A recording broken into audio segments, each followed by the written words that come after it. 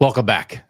Two kings of the North, Doug Lesmerises and Bill Landis. We're going to solve college football playoff issues on this Monday, Landis. We are going to solve college football poll issues. We don't just have complaints. We don't just have a regurgitation of what people want. We have solutions, Bill Landis. We are a solutions-based show for the people. We are, yeah. We're like a consulting firm for the people for college football, but we don't just complain about things. We come with remedies for these issues. But we also do complain about things, and I am in a mood. Yes, God. Oh, SEC Media Days has got me feeling some things, Bill. Oh, it started on Monday.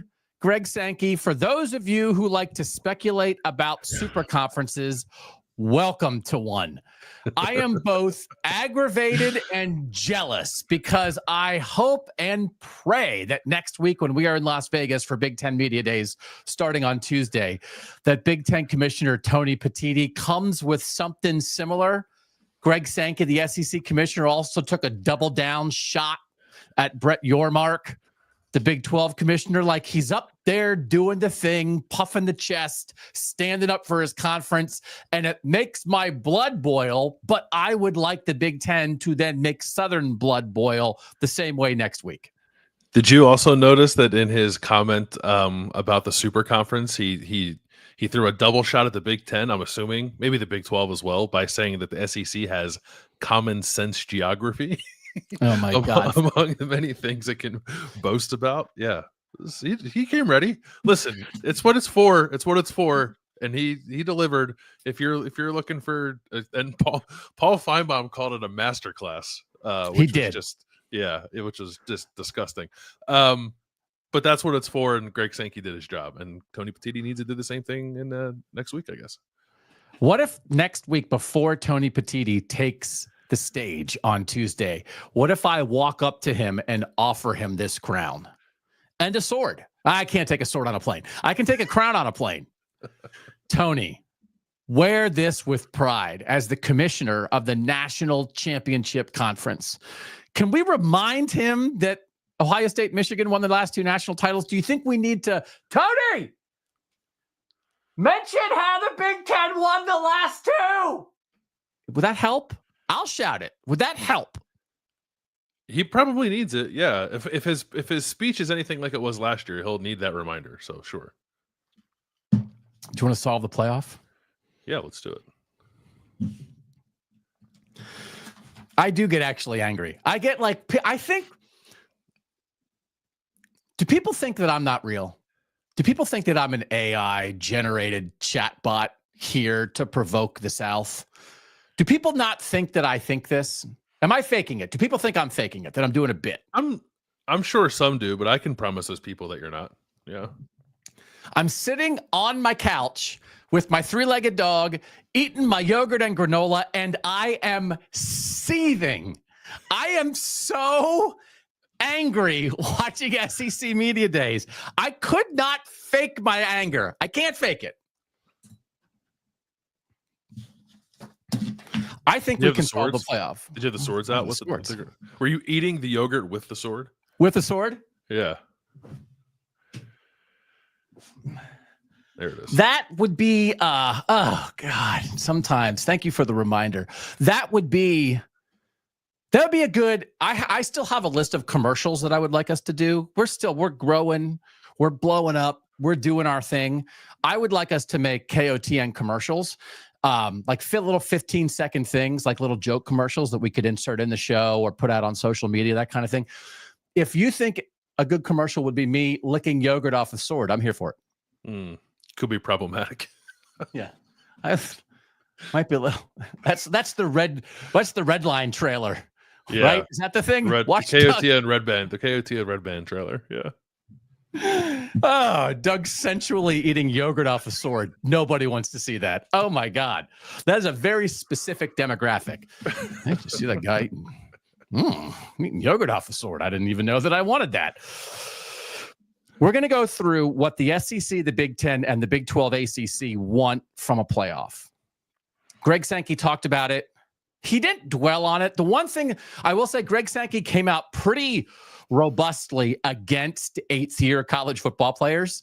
He talked for a decent amount about we're blocking high school players by allowing this unlimited eligibility of 5th, 6th, 7th, 8th-year college football players. That I completely agree with. But also, like, schools have to stop asking for waivers for their 8th-year guy. I think it's one of those things that's like, what? Are you in favor of 7th-year college football players? No. Unless he's our right guard and we need offensive line depth, then I want the waiver. That was one thing I agree with on Sankey, right? Yeah, he said, we're interested in litigation that has resulted in individuals being able to participate in college sports well into their mid-20s. Get these old guys out of here. But also, let's go through. I mean, how many SEC teams are starting a 7th-year guy? I'm sure they're sprinkled there throughout. So anyway, but the one like Greg Sankey said, he's talked to Tony Petitti. He said probably 4 out of 5 days last week. He said he talked to Jim Phillips, the ACC commissioner, or communicated with him probably 3 days out of 5 last week. He said they are talking. There are disagreements. They haven't finalized anything. The one thing that he said that I think is a reminder to all of us is we are currently in a 12-team playoff with 5 automatic bids to conference champs. And he said that if they can't agree on something, and they, meaning the Big Ten and the SEC, they might just stay at a 12-team playoff with 5 automatic bids for this next round or for the foreseeable future. They have a deadline that was set by ESPN of December 1st to figure out what the playoff is going to look like for next year and beyond. Brett Yormark at Big 12 Media Days last week said he's confident they're going to go to 16. And again, the SEC and the Big Ten have the power to determine the playoff format for 26 to 31 because everybody came to an agreement that they would allow that to happen, right? So the Big Ten and the SEC have to agree on this, Bill. But I think that the idea of, well, what happens if you don't agree, that it stays status quo, and that Sankey brought that up, I think was interesting because I'm not sure, like, status quo is not the auto bids that the Big Ten wants. So status quo is closer to 5 plus 11. Status quo is just 5 plus 7, right? Like that's closer to what the Big 12 and the SEC want. You're not expanding it. You're not getting in that 3-loss SEC team. You're not getting in that second Big 12 team, right? But it's closer to what they want. So the idea of like, if we can't agree, we'll just stay at this. I thought that was interesting that he even threw that out there. Yeah, but I kind of took it as a threat. Like he tried to couch it as sort of a measured sort of take on the situation and like downplaying the idea that there had to be, I think he called it a magic moment where they had to decide on some version of an expanded playoff. And he said like, oh, we can just stay at 12. Like that would be reasonable. Like I actually don't think he believes that's reasonable. Because there's too much money to be made if they're leaving too much money on the table, I guess. Although I suppose the ESPN deal doesn't change immediately, right? It's not like they go from 12 to 16 and like more money starts flowing in necessarily. But I don't know that I took that as like, oh yeah, you're right, Greg Sankey. That could just be a perfectly acceptable resolution to all of this. It felt more like we can stay at 12. Like if everyone doesn't get together, we can stay at 12. You want to stay at 12? Like I don't think that I don't think he meant it as like this would be fine for the sport kind of thing if they just stayed at 12. Because the thing I think is interesting is everybody to some degree, I don't know if dissatisfied. I think dissatisfied probably is the right word. With the committee, is dissatisfied with the committee in some ways. I think the SEC last year's result of 4 for the Big Ten, 3 for the SEC, the 3-loss SEC teams not getting in, they're dissatisfied with that. I think the Big Ten historically, with where you see Big Ten schools getting edged out by SEC teams in the 4-team playoff repeatedly, and I think they fear that would happen in an expanded playoff. I think they're dissatisfied, and I think the Big 12, they got one team in, and their next team was like 17th, right? I think they're dissatisfied with that. So I think expansion, if you don't quite trust the committee all the way, and I actually think the committee probably deserves more trust than any of these conferences are giving them, but if you expand it, you create more wiggle room. It's like, well, I don't necessarily trust these guys, but now there's 4 more spots, and I think we'll get a couple of those. So I do think probably everybody wants expansion, not just for extra games, not just for money, but to give them more space if they don't trust the committee to get them in the top 12. Yeah, I think that's right. I mean, it seemed probably more urgent for the Big 12 and the ACC than it would be for the SEC and the Big 10. But I think by and large, I think everyone would welcome expansion just because it gives you, more room to get teams in. Yeah, more room to get more teams in. And Sankey did reemphasize that he always liked 12. And I think 12's good. Like, I think 12, sometimes I think people are like, why fine. 12? I think 12 is like, 12 really puts the arrow right through the apple in a lot of ways. You know, that it provides enough room, you know, that it gets the next group in without going too far. But I don't think 14 or 16 is the end of the world. And again, I think pursuing opportunity for more sort of like tier 2 teams that you don't have to be Ohio State or Georgia or Texas to have playoff dreams, I think that's a good thing. In that realm, let's bring, you know, the second and third Big 12 team. Let's bring the Iowas and the Wisconsins and teams like that in the Syracuse into the playoff race. I think that's good. All right, what the SEC wants. Sankey said he's never liked auto bids, which was sort of like, because that felt like for a while that the SEC was okay with auto bids. They seemed to even along the way be kind of down with that. And then from what was reported when they had their meetings in Destin a couple months ago, it was the coaches who kind of pushed back against the auto bids. The SEC coaches just said, man, just 5 and 11, we think we're going to get a bunch of people in. We don't like auto bids. And then Sankey, and it felt like the reporting says the administrators in the SEC like the auto bids. Now Sankey again this morning on Monday said, I never liked auto bids. I was like, okay, Greg, like it felt like your conference was creeping toward that. How much SEC coaches were against the auto bids, I think, did surprise the administrators a little bit. The coaches think the more it's just wild card at large spots, the more teams the SEC will get. The big thing is this is tied to 9 conference games. The SEC is currently at 8. Feels like nobody really wants to go to 9. They don't exactly say that playing only 8 conference games gives them an edge, but clearly that's part of it.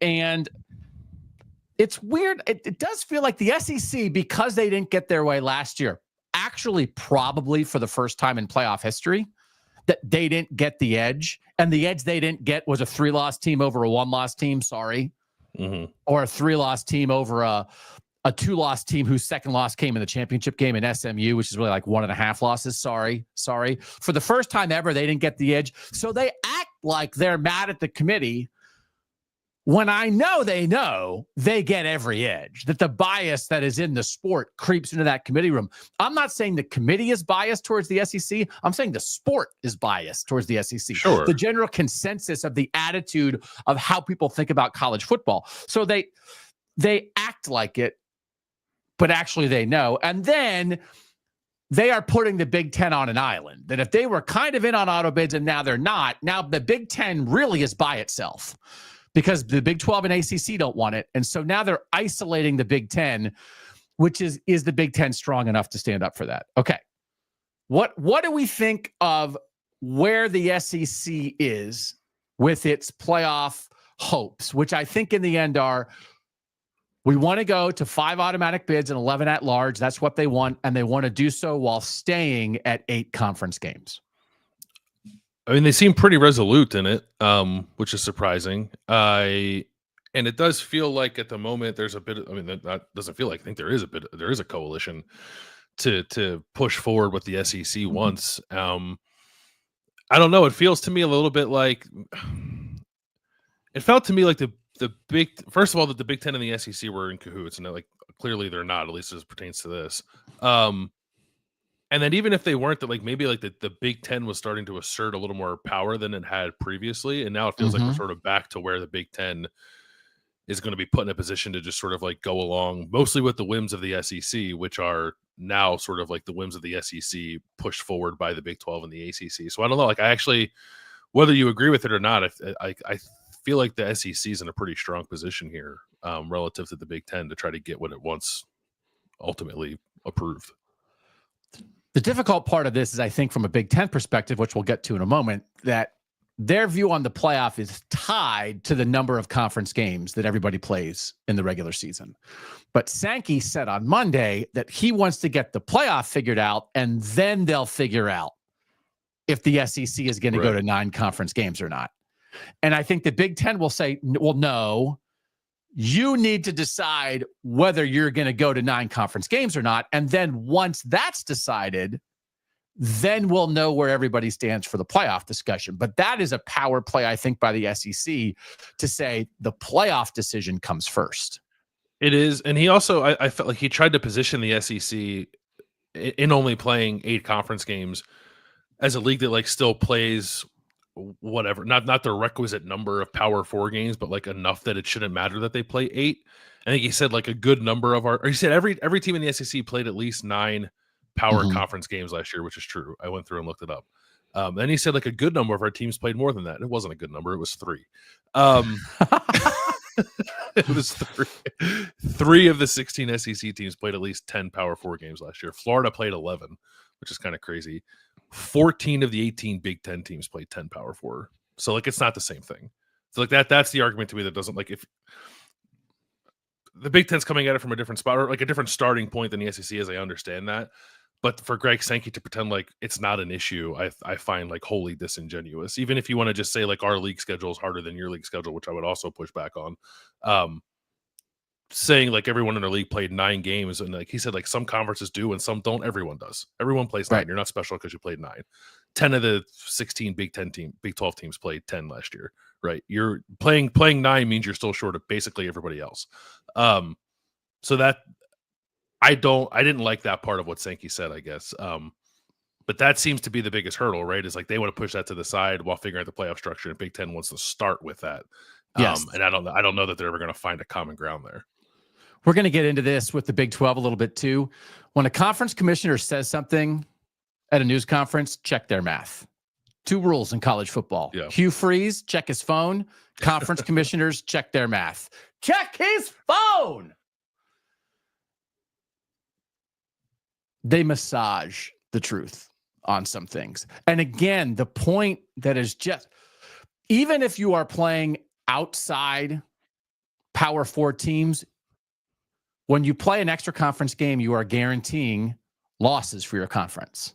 And when you are talking about middle tier teams from your conference fighting for a playoff spot, and when Iowa and Illinois are playing each other in the Big Ten, and Ole Miss and Texas A&M are not playing each other in the SEC because Ole Miss and Texas A&M, maybe they are playing a power conference game out there, but they're not playing that 9th game that would be against each other.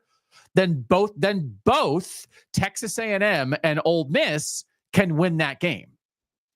Whereas Illinois and Iowa, one of them has to lose because it's a 9th conference game. And that's still a primary part of the equation, the guaranteeing of extra losses for middle of the pack teams in your conference that the SEC wants to avoid. So it's not just schedule strength. It's math. But again, so I think we know what the SEC wants. Do we know what the SEC wants?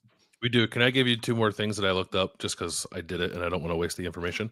2025, this coming season. So last year, 14 of 18 Big Ten teams played 10 power conference games, and only 3 of 16 SEC teams played 10. This year, 12 of 18 Big Ten teams are scheduled to play 10 power conference games, and it's still 3 for the SEC. And by the way, Ole Miss plays 8. Ole Miss plays only just 8 conference games and doesn't play another power conference team outside of those 4 conference games. We're going to clip this out and cram it right up where does the sun don't shine for the SEC. Social media. Landis is calling you out, Sankey. Who are Ole Miss's 4 non-conference games? Do you know? I don't have it off the top of my head. I can pull it up if you want to vamp for 1 second. So he's lying. Like he's lying. Yeah. Like he got up there and the way that he explained it, well, we just we do the same to everybody else. It's a lie. Oh, you know what? I think he tried to lie about this too. So Ole Miss, because he mentioned, it was weird. Like he mentioned like Washington State specifically, and so like they're going back to the Pac-10, like it's the same thing. Ole Miss plays Georgia State, Tulane, Washington State, and the Citadel. Okay. Like Tulane's a good G5 team, but the interesting part of that for Ole Miss is that they don't play any power conference teams, but yet they're going to go 2-2 in the non-conference. Wazoo and Tulane are going to get them. Yeah.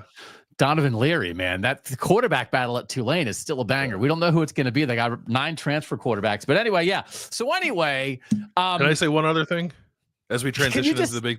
Can you just state for social media? Did Greg Sankey say things at the podium that weren't quite true? Yeah, he embellished, I think, is probably the nicest way to put about what. Those are my Greg Sankey jazz hands. We play the same schedule as everyone else. The strength of schedule. Go ahead. I thought this was interesting because there's just like so much hand wringing over all of this. Of the 7 teams from the Big Ten and the SEC that made the playoff last year, only 2 of them played 10 power conference games. Penn State and Georgia. The rest played 9. Ohio State, Oregon, Indiana, Tennessee, and Texas all played 9. Which like gets back to, we know what we would prefer, but like there's not a penalty. Yeah. Right. There's not a penalty. Oregon was undefeated number 1, and I'm not saying they shouldn't have been, but nobody in the committee room saying like, what? They didn't play. And that's actually hard. They played Boise State and almost lost to Boise State. Sure. And it's like, well, it wasn't a power conference team. It was like, well, Boise State made the playoff. Boise State was like the 15th best team in the country. So one of the difficult things about college football is that we definitionally have trouble sometimes, because we can come up with the definition where Oregon is the same thing as Rutgers. Sure. But Boise State is worse than both. And it's like, it's sometimes our shorthand is not accurate. And to be fair to Ole Miss, Tulane, if Ole Miss was playing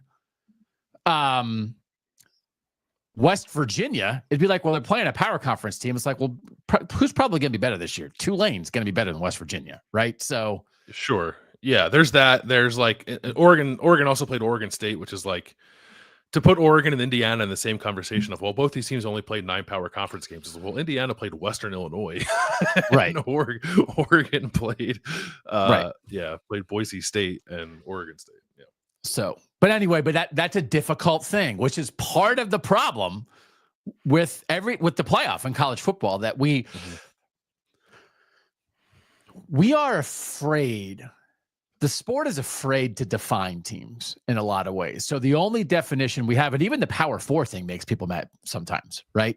So that's really the only definition that we have in college football is Power 4, and it's G6 now, right? If you count the Pac-12, it's like Power 4 G6, which is instructive, but certainly not complete definitionally. And so sometimes if we were trying to come up with a formula for college football, it's like, well, to create a formula, which we're going to do on this show, we're going to create a formula. You have to define things. You have to set parameters. And people get mad in college football when you try to set parameters, don't they? Yeah. There's an interesting comparison we're going to make to college basketball later on that I think could be helpful. Yes, I hope. Well, it's part we're solving problems. The Big Ten. What does the Big Ten want from the playoff? Seems like the Big Ten does not trust the committee, so they would rather have more guaranteed spots. And I think historically, do you believe the Big Ten does not entirely trust the committee? And if so, do you believe that's fair for them not to trust the committee? I think there's definitely some of that in sort of the Big Ten's posture. And I think historically that's probably backed up, but it feels a little unwarranted to me coming off of the first 12-team playoff where like Indiana got in by force of sheer win accumulation. Like it's not so like, I don't know that one instance is enough for you to think that it's like whatever biases you think exist in the selection process are changing. But I would be a little less wary of it, I guess, because that just happened. But I think historically, sure, they're probably right to be at least a little worried about that. I think when things are even, the Big Ten has historically lost to the SEC, right? When it like the instances of Ohio State as a Big Ten champion not getting in the 14 playoff when the SEC champ never would have been left out of the 14 playoff, right? Yeah. So I don't know if we should celebrate, hey, a 1-loss Big Ten team got in ahead of 3-loss SEC teams. See, there's no reason to be wary anymore. A 1-loss team in the Big Ten is better than a 3-loss team in the SEC. It's like, okay, well, if it was a 2-loss team in the SEC team would have gotten in. So I still think there's reason to be wary. I don't think it's I think it is baked into the Big Ten's position on this, and I think it is reasonable to be baked in, even though I think they have to be slightly open-minded. They don't want to get compared to the SEC while the SEC is only playing 8 conference games, as we said. The Big Ten does seem to like the idea of the play-in games on conference championship weekend, that if you're playing 1 versus 2 in the conference championship game, you can play 3 versus 6 and 4 versus 5, and those become play-in games for the auto bids in your conference, which again opens up opportunity. Now you just have to be top 6 in the Big Ten to get to the last weekend with a shot to guarantee yourself a playoff spot. I guess that could make you angry, but if you're a fan of Nebraska or Wisconsin or Michigan State or Washington or Minnesota or anybody who's not Ohio State, Oregon, Michigan, Penn State, that is really dancing mostly in that top tier, man, that's some opportunity. And I'm not sure why it's offensive, but again, we understand not everybody likes that. We understand that if people are worried about devaluing the regular season, but the Big Ten does seem that's a plus to the auto bids, that you also get these extra games that matter, right? Yeah, and that's complicated. It feels like they could come around on the 5+11 if they even out the conference games. So if the SEC goes to 9, then I think the Big Ten might get to okay. Now we're okay. Because now we're taking 11 at large. Okay, because we're all playing the same schedules. Which again would be like if in the NFL, some divisions played everybody in your division twice, but other divisions didn't. And it's like, okay, well, everybody in the AFC North has to play the Ravens twice, but the AFC West, they only play each other once. The Chargers only have to play the Chiefs once. But now the Chargers are going to be competing for a wild card spot with the Bengals, and the Bengals have to play the Ravens twice, but the Chargers only play the Chiefs once. Wouldn't the Bengals be mad about that? Yeah. Like what's the difference here? Like we're all in groups, and then within your group, just do the same thing. So the Big Ten cares about that. What do we think about the Big Ten playoff position, and how much do you think the Big Ten, that Tony Petitti is going to pound the table about playoff stuff next week? I honestly have no idea how much he's going to pound the table, because we just like his predecessors were not like pound the table kind of guys. I don't, maybe Jim Delaney to some extent, but never really about football. So I don't know. Special like project. Doing that about like football specifically would be a very different sort of tactic for a Big Ten commissioner in that kind of setting. I think he needs to, because especially now, like he's Jon Snow with the sword by himself, and everyone's coming after him, right? He's got to defend his position because no one else is with him. He's got to sell it a little bit, I think, to make people see the merits of it. So unless he's just like, well, whatever, we'll do whatever the SEC wants. I don't know. I'm fascinated to see what he does. I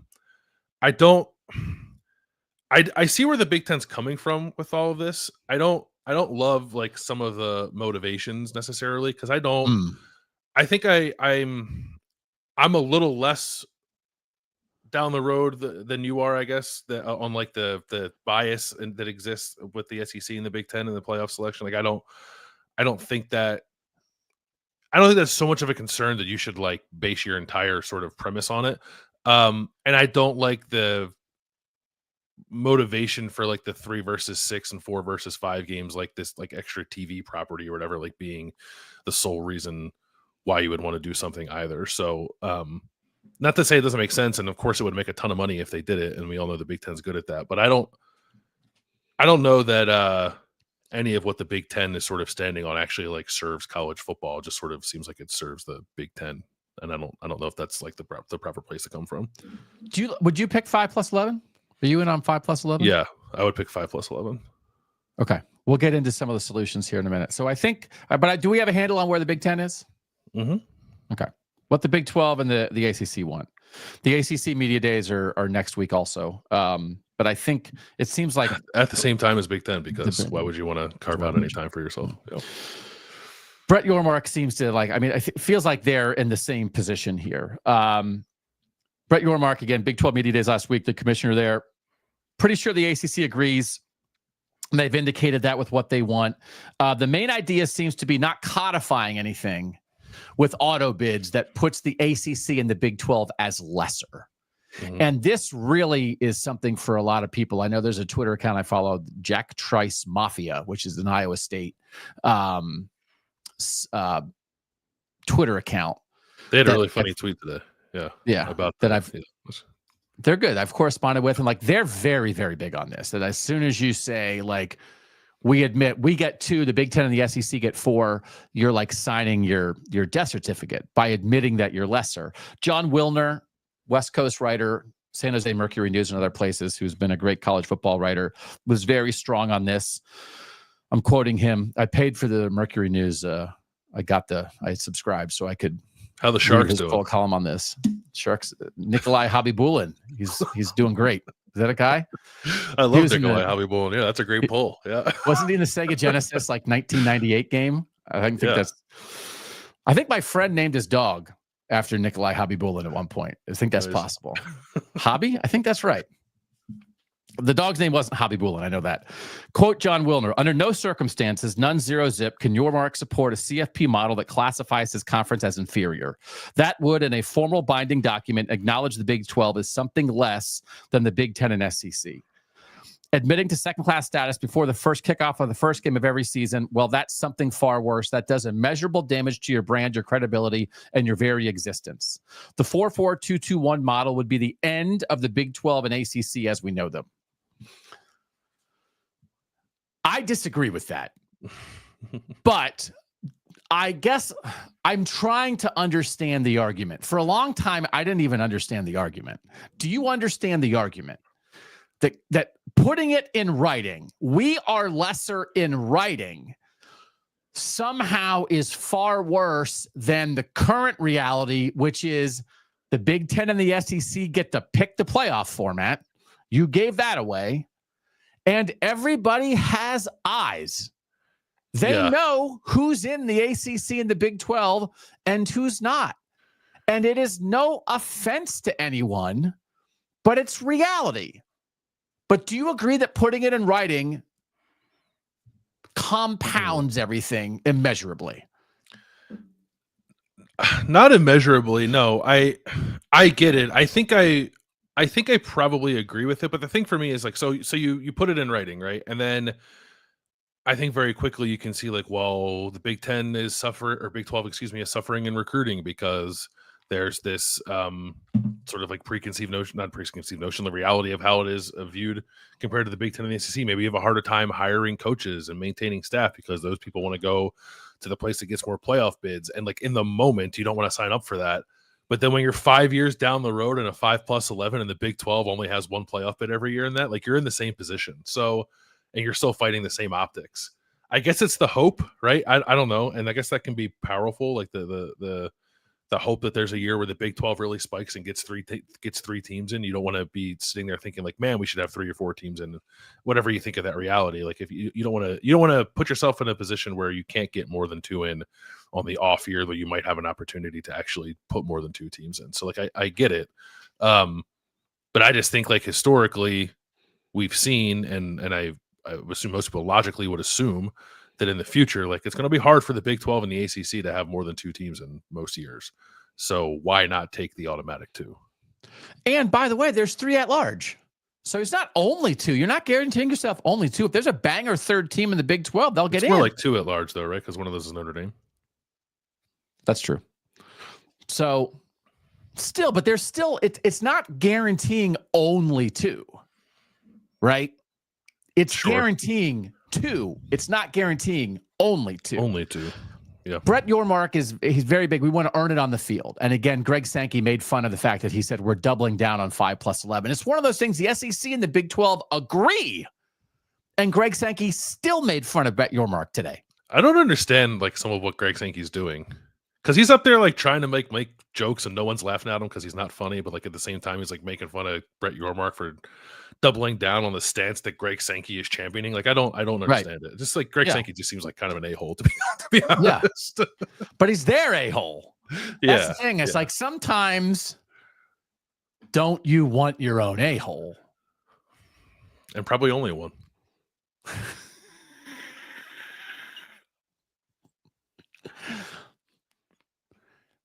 too many a-holes. That is a real issue. I will tell you that. He is very big on like we want to earn it on the field. But here's my take. I think like it's not earning it on the field. It's earning it in the committee room, which is different than earning it on the field. And if you believe there's SEC bias in the committee, I think from a Big 12 perspective, there would be even more SEC Big 10 bias in the committee. And the lack of respect last year shows that going into conference championship weekend, Arizona State and Iowa State were both 10-2. They were number 15 and 16 in the playoff rankings. There was a number 15 team versus the number 16 team in the Big 12 championship game. BYU at 10-2 is number 18. Alabama, Ole Miss, South Carolina at 9-3 were all ahead of them. I think it's impossible for the Big 12 to earn it on the field because it's earning it in the committee room. And I don't think they're going to get more respect over the years, Bill. So I think it is a faulty premise because it's not earn it on the field. In some ways, AutoBid is earn it on the field. We're getting our two best teams as determined by on the field in the playoff. 5 plus 11, that 11 is subjective. And I just think the Big 12 and the ACC will continue to lose subjective arguments because what is going to change with the perception of the sport to make that no longer be true? I don't know what could. Short of like the Big 12 and the ACC going out there and beating the Big 10 and the SEC every chance they get in the regular season, which isn't going to happen, I don't think. So I don't know. No, I think you're right. It's not like I love the idea of what go earn it on the field, but that's not sort of the reality of the sport at the moment. That's not how that's not how the postseason is structured. At least not that rigidly. So yeah, I'm of two minds on the Big 12 and I guess the ACC, but mostly the Big 12 because Brett Yormark's the one that's talking. Like I 100% get where he's coming from, and I understand in some ways you must have to be performative about it, but I also don't know that he's being performative about it. I guess I believe him. Like I'll take him at his word that he thinks this is what they want, but if he were saying one thing and then doing others behind closed doors and just so he can kind of save face, I wouldn't be terribly surprised by that. And I feel like that would be a reasonable outcome for the Big 12. I think I have what I think is happening, and it is not performative, but it is strategic, and it's going to come up in solutions. Here's the thing. TV money handed out per school in the 2023-24 fiscal year. Big 10, that was the last one I think that's available. Big 10's handed out $63 million to the fully vested schools. People think that's going to be closer to $75 million next year. SEC was $52.6 million. ACC was $45 million. Big 12 was $40 million, but that was with the last year of Oklahoma and Texas, that the number we're talking about. It's the new deal with ESPN and Fox they're going to be like $32 million per school. So, for instance, like next year, for this 25-26 fiscal year, projections are Big 10, $75 million handed out per school. Big 12, $32 million handed out per school. So we don't want to be seen as lesser. Okay, you make half as much. Yeah. Like I'm sorry. Best winning percentages all time in college football history among the Power Four. Right now, the top 25 schools, best winning percentages all time. 9 from the Big 10, 9 from the SEC, 3 from the Big 12, 3 from the ACC, 1 from Notre Dame. I'm sorry. 9-9-3-3. It's pretty close to 4-4-2-2. Like I'm sorry, right? Like, but that I'm not saying that's the end all be all, but that's historic, right? Is that okay to mention that? It is. It does feel like at times that it's fun. Our pal Ari Wasserman, I think last year, like ruffled Brett Yormark's feathers a bit by mentioning like something along the impacts of Texas and Oklahoma leaving, and like or Yormark like sort of bristled at that idea. But when he talks about the Big 12, it feels like he's still talking about a Big 12 that includes Texas and Oklahoma. Yeah, it's like that's not the world we live in anymore. Yeah. So since the start of the college football playoff in 2014, best winning percentages. The top 13 is nobody in the Big 12. Ohio State, Alabama, Clemson, Georgia, Notre Dame, Oklahoma, Michigan, Oregon, Penn State, LSU, Iowa, Wisconsin, Washington. Look at that. My God, Mike. What the heck happened to Texas? So Texas is Texas 24th because they sucked for a while. Texas is 24th. Unbelievable. How beautiful is that graphic? If you're listening on a podcast, you're missing a beautiful graphic. I didn't even tell Mike to do this. He just did it. Yeah. My God. That's just, all right. Let me take like 30 seconds. Just stare at that graphic. That's good stuff. No Big 12. But when you do the top 25, since 2014, top 25 winning percentages among current Power 4 conferences, Big 10, 8, Big 12 and SEC 7, ACC 2, and then Notre Dame. So there's this big, heavy lift at the bottom of the top 25. Utah's 14, Oklahoma State is 15, TCU is 16, BYU is 17, Cincinnati is 20, Kansas State is 23, and Central Florida is 25. Now, a lot of those were accrued when they weren't power conference teams, and Cincinnati and UCF and BYU and some other schools were beating up on other teams. But so if Brett Yormark's like, well, give us a shot. We know the money. We know the history. But let TCU and Baylor and BYU and what Arizona State is doing now, and if you get a revived Cincinnati, let those teams, Utah, let those teams take their shot. Colorado, before we give up on them. Like, let's not put them in a financial box. Let's not put them in a historic box. Let's think about really what they've been in the modern era, the past 12 years. Really, come on, what they've been. Let's give him a chance. If that's part of what he's banking on, what do you think of that? They need to go do it on the field this year. Which he said. He said two things. He said they need to get 2 teams in this year, and he said they need to win a playoff game. So he's saying that. But I think it's more than that. I think, like, Baylor, I wrote these games down. Baylor needs to beat Auburn. Colorado, I don't know, maybe go beat Georgia Tech. Yep. Kansas beat Missouri. Yep. I don't think Oklahoma State's going to beat Oregon, but it would be a heck of a thing for the Big 12 if they did. It would be. West Virginia go win the brawl, right? Yep. After losing it last year. So this is kind of funky. I went back through, so I went through and looked at, I don't know if I actually got all of them, looked at all the Big 12 power conference games outside of the Big 12 this year. And then I went back and looked at them last year. And it's weird because there are some that would have qualified that I didn't really count because they ended up being like non-conference games against teams that were already in the Big 12 because of conference realignment. And they kept those games on the books kind of thing. So if you remove those games, the Big 12 won 4-7 last year outside of the Big 12 against power conference teams. And the wins were against Stanford, Arizona State, Mississippi State. And the one like impressive one was Iowa State beating Iowa. So like win those BYU games. beat SMU. BYU beat SMU. That's a Big 12 game, isn't it? Oh no, you're right. Yeah, okay. I had that. You're right. My mistake. I had it on my list and I deleted it because I was like, that's a Big 12 team because they're in Texas, but they're not. Sorry. So they're 5-7. Wrong thinking. It's not wrong thinking. Yeah. 5-7. But yeah, like I think you're like that. That needs to be a winning record if the Big 12, I think, wants to be taken seriously because they're just not going.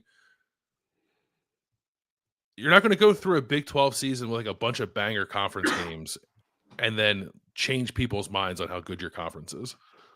But I would say going outside and winning. I would say this. BYU beat SMU last year, and then SMU proved itself over the course of the regular season to be the best team in the ACC. Nobody cared. Nobody talked about it. Nobody talked about it. It was not like, oh, yeah, check out this BYU win. So even that, BYU beat a playoff team. BYU was 17th in the college football playoff rankings. They wouldn't have even made a 16-team playoff with the win over a playoff team. So I think that is even instructive, Bill, that they did go get a big win and nobody cared. Yeah. So I think that's part of the problem. But this gets us to some solutions. We have 3 playoff solutions, and one of them is just an acknowledgement of what we just talked about. And we'll get to all of those next on Kings of the North.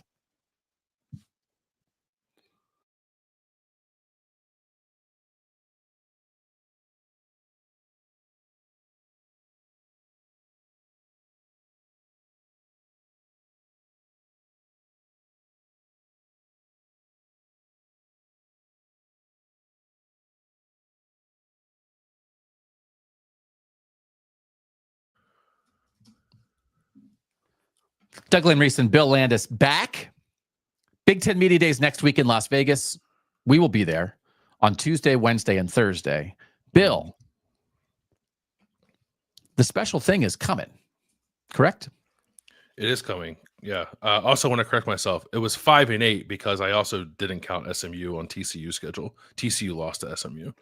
So Okay. the Big 12 Way was to go, 5 and 8 TCU. games. Yeah. Special project coming out soon. We're almost like wrapped on everything. We have a little bit left to do, but hoping to get that out to you sooner rather than later. Is our plan locked, or are we not ready to announce the full plan? You're the CEO of content. I don't know. I think so. There's a couple T's we need to cross and I's that need to be dotted, I guess, before we can tell people exactly. But these are our people. Should we just tell our people? Don't tell anybody else yet. Just our people here, just like the loyal people who are here 45 minutes into a show. Can we tell them? These are the diehards. They're with us. Sure. All the time. Yeah. Next Monday, in a week. Monday. In a week, we're going to drop episode 1 of the special project, and this special project has a name. We're locked on the name, right? I think we're locked on the name. Yeah. Because we had a meeting, and I was like, I think this should be the name. And you and our executive producer were like beating me over the head. No, this is the name. And I was like, you're right. You guys were correct. And the name of the show is The 25-Year Winter. Kings of the North presents The 25-Year Winter. It is a 5-part podcast. There's not a video element to it. There's not a video element to it, but it may appear on YouTube anyway, just as an audio presentation. It will be available in all of our normal Kings of the North podcast feeds. The 25-Year Winter. The plan is to drop the introductory episode on Monday, a week from today, and then to drop a second episode sometime next week. I said a college football winter. And then you guys were like, 25-year winter. We don't have to have college football in the name. And I was like, but people won't know what it's about. And they're like, Doug, it's in the Kings of the North feed. It's a college football feed. People will know what it's about. I'm like, but what if they think it's just about like weather fronts? No, you're going to know it's about college football. So do you like the 25-year winter? It took us a while to get there. I was just walking around my pond thinking of names for like 3 months, mostly bad names. It's a long time, 25 years. I thought the putting the quarter century label on it just added some gravity to just how unbalanced college football was. Yeah. So anyway, that's our project. It's coming next week, and then we're going to roll right into Big Ten Media Days. And we are actually waiting to find out exactly how Big Ten Media Days is going to work, but I would anticipate, Landis, that we're going a little more than like Monday and Wednesday next week, right? So the plan is to give you the special episode on Monday, and then we're going to be in Vegas Tuesday, Wednesday, and Thursday. We're not going to be twiddling our thumbs, but we'll tell you more. Hopefully we have the Big Ten schedule by the time we do our show Wednesday here. We just don't know it yet exactly.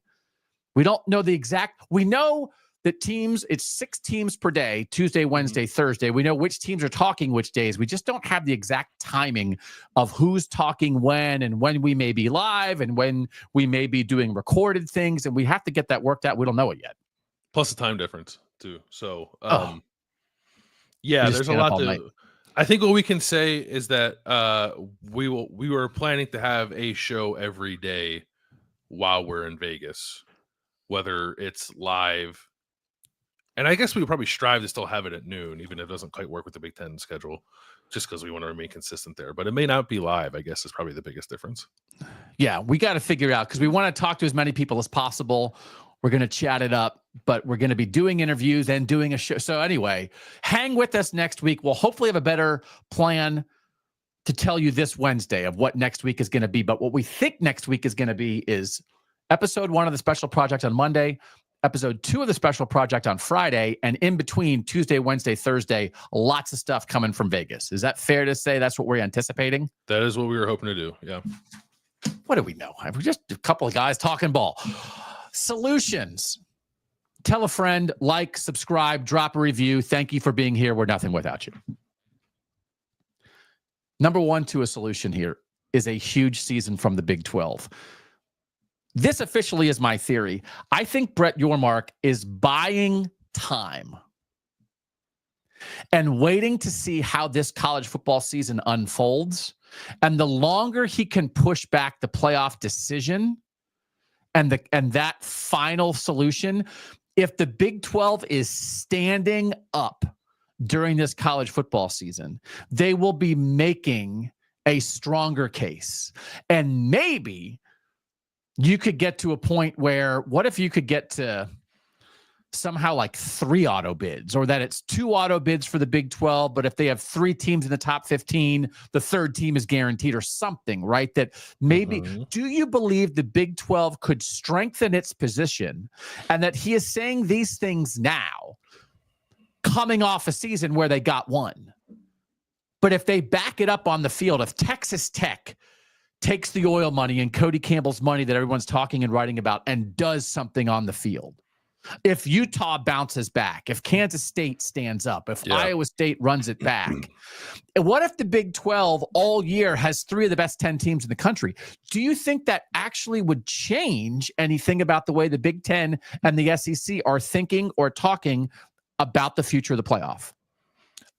I don't know if it would change what I honestly don't think the Big 10 and the SEC care. When it comes down to it, they will make the best decision for their own selves. But it can change like the conversation, I think, about the Big 12, and which in a way could change, I guess, like perceptions within the playoff committee. Maybe in a way that gets the Big 10 and the SEC thinking a little differently, I guess specifically the Big 10.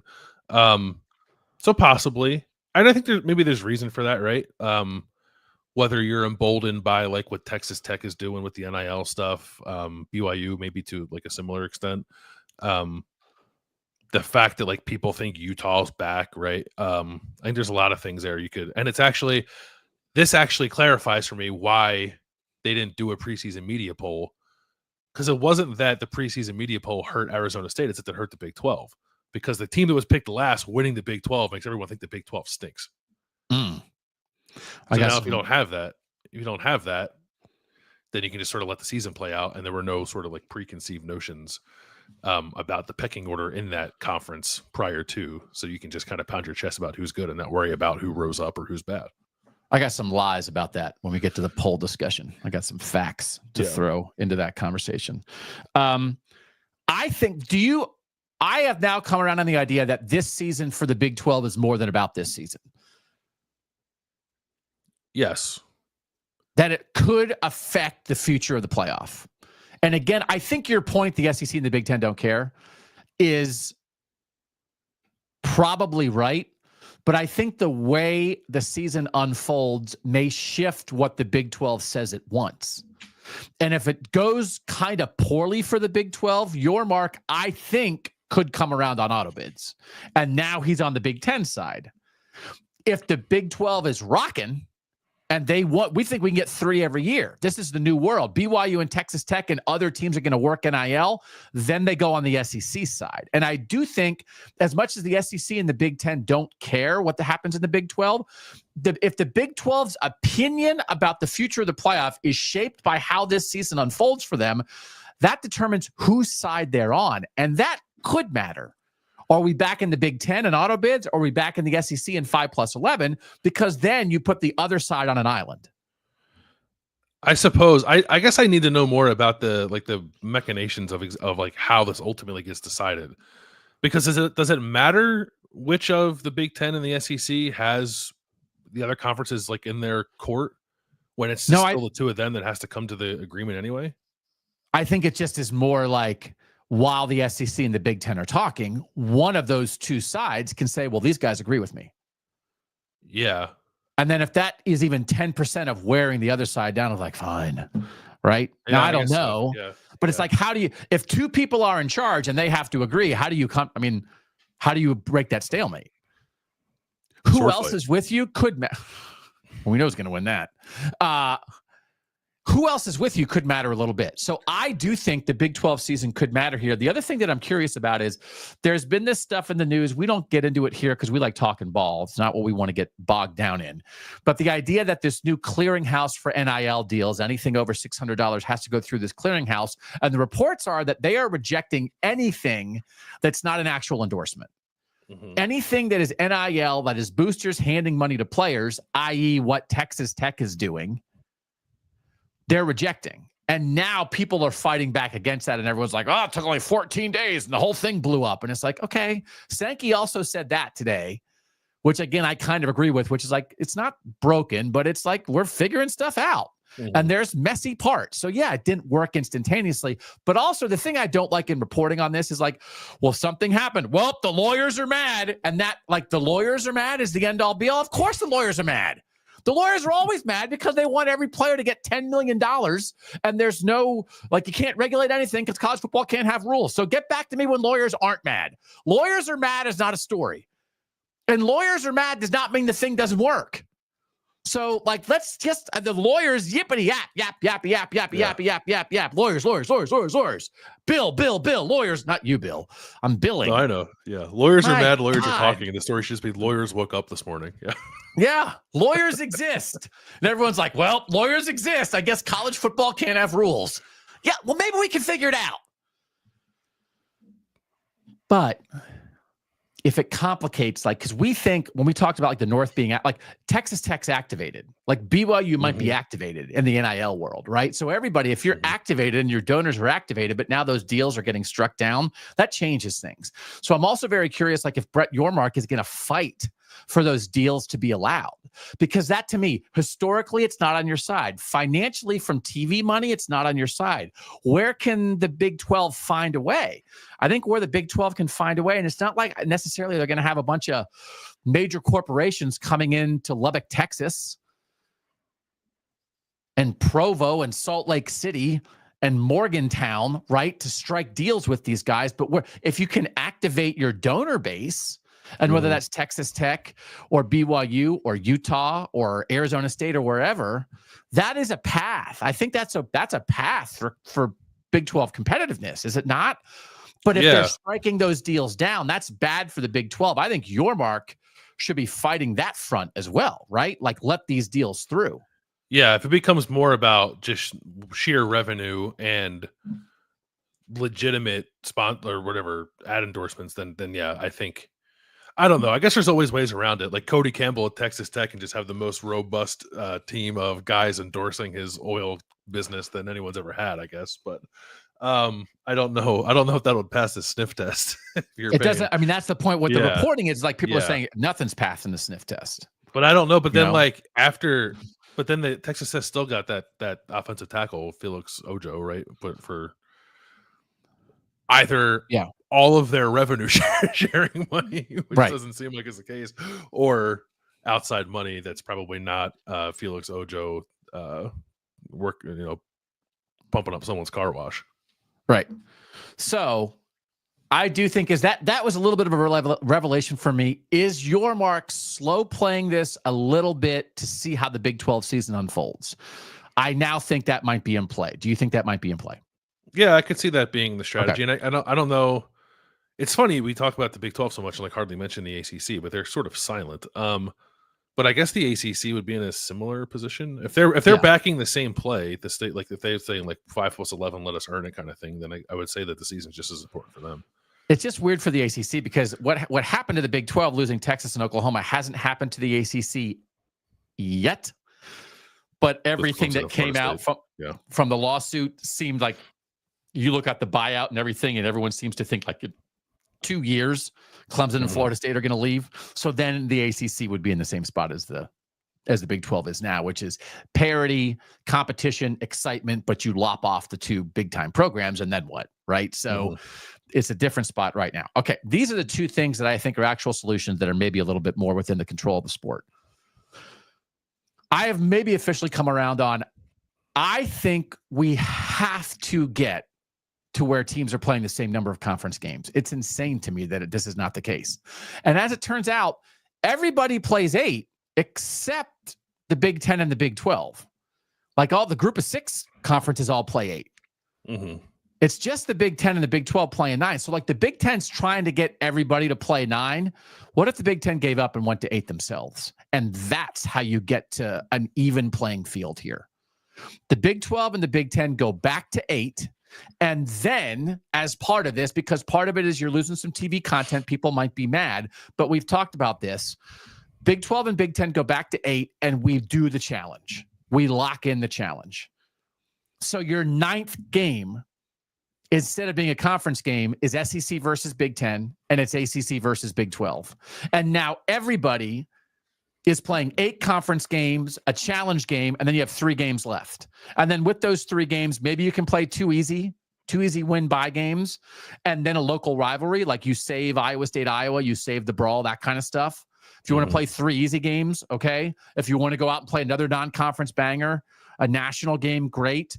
But is the solution, instead of waiting for the SEC to go to 9, the Big 10 gives up and goes back to 8, which is where they were once upon a time. Now, in an 18-team conference with some protected rivalries and stuff, that means you're not going to play everybody at least once every 2 years. But sorry, like maybe your conference is too big. The conferences are too big, yeah. Would that be a solution? I think it is imperative. I think that is a stalemate. As long as there are a different number of conference games, particularly the Big 10 and SEC, I think that is a huge problem. Could it be the way to fix it is everybody at 8 instead of trying to get everybody to 9?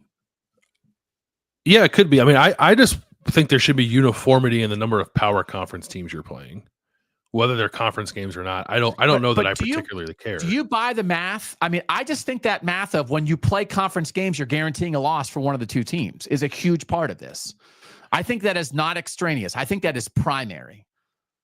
You're guaranteeing more losses for your conference. It's not just the quality. It's the who. It's when you look at the records. The Big 10 has 9 more losses within the conference than the SEC does.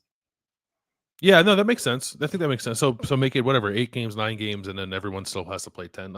I think I don't know why for some reason, I think just looking through how teams played last year, like 10 to me seems like the number of required power conference teams you should play if you want to be considered like a big boy football program. I think the hang up would be from the Big 10 has 9 conference games and it can control that extra inventory, right? There's no let's figure out what channel this is on, let's split this pot kind of thing that would come from an ACC Big 10 challenge kind of thing. So I don't know how big of a hurdle that would be for the Big 10. If it's not a gigantic hurdle, then this would seem like a reasonable solution for everybody to get on the same page. If the SEC is just steadfast, like we don't want to play 9, then I don't really know what the harm is in the Big 10 playing 8, other than you lose. That's the other thing that seems like important to the Big 10. It's like the student athlete experience of like, this kid's got to play in Iowa City before he leaves his program. It's like, I don't really think that that's important anymore, but it did feel like for a time that was important to the Big 10. Maybe it still is. And that would be a hold up too. Like that's silly if something like that were to get in the way of evening this out a little bit. But yeah, whatever shape it needs to take, 8 plus 2 power conference games, 9 plus 1, and then figure out the other 2 games doesn't really matter to me, as long as everyone's doing the same thing. So I don't think I'm not saying I don't value getting to every stadium or whatever, right, in a 4-year career, but do you value it more than an even playing field for playoff spots? Like something, this is constant, it's trade-offs, right? And so, because here's the things so I do think if you're losing some conference games, but you're telling Fox and NBC and CBS and the Big Ten Network that you're going to get a piece of this challenge, and the challenge is going to be freaking nuts. It is going to be huge, and you're going to have the ticker, and you're going to bring more value to Minnesota Vanderbilt than you ever could have imagined, because now you're keeping track.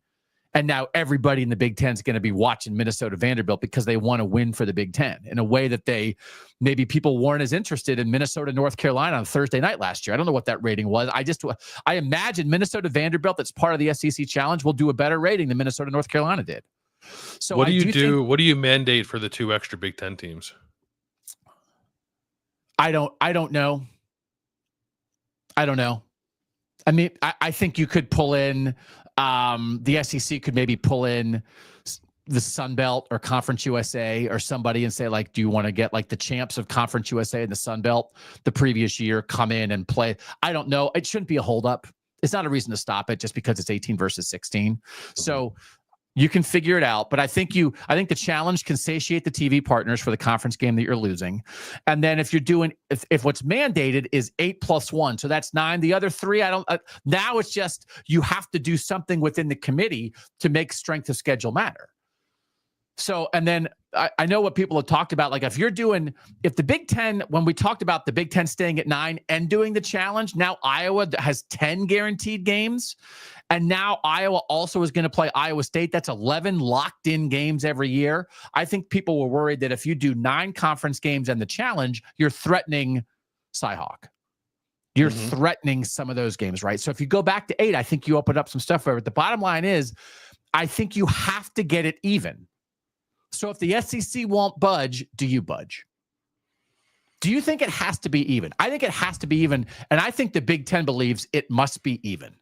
Like, I think that is almost point number 1 of the playoff conversation. Whatever we get to, 5+11, auto bids, whatever, a main thing in our thinking is we must play the same number of conference games in all the Power 4 conferences. And this would be a way to do that. I do think that's necessary here. Yeah. I don't know. I have a hard time seeing either side budge, but especially the Big Ten, like going back to playing 8 when it's played 9 for so long already. But why? Like, what is the Big Ten losing? Money, I would assume. Big Ten network inventory. They have a lot of money. I don't know. Do they want to have the best chance to have a fair fighting chance in the playoff race? I would sacrifice that, because you